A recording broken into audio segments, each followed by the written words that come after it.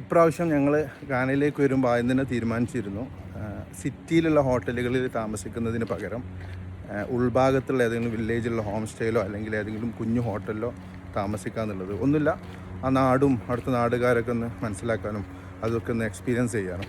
ഏതായാലും ആ തീരുമാനം നല്ല തീരുമാനമായിരുന്നു. 2 ദിവസം ഇവിടെ താമസിച്ചു. നല്ല അടിപൊളി എക്സ്പീരിയൻസ് ആയിരുന്നു. അപ്പോൾ ഞാൻ ഇവിടെ നോട്ടീസ് ചെയ്ത 1-2 കാര്യങ്ങൾ നിങ്ങളെ കാണിച്ചു തരാം.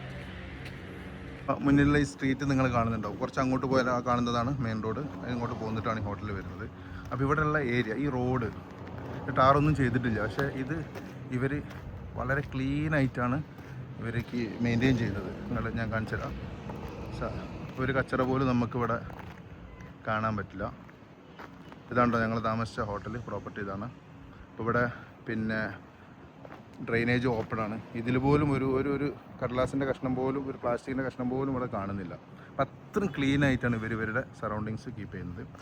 പിന്നെ പറയാനുള്ളത് ഇവിടുത്തെ ആളുകളെ കുറിച്ചാണ്. ഇവിടുത്തെ ആളുകൾ സോ ജെന്യൂൻ, സോ നൈസ്. അത്രയും നല്ല ആളുകളാണ്. ഭയങ്കര റെസ്പെക്റ്റാണ്, വെൽക്കമിങ് ആണ്, ഫ്രണ്ട്ലി ആണ്. ഓക്കെ, അപ്പോൾ എൻ്റെ കൂടെ today with me Bridget. Hi, you always welcome to Ghana. We are family. We are open to receive all people from all sort of life. Like he said, Ali is my friend, and you are always welcome to Ghana. അപ്പോൾ thank you all, see you. Nani.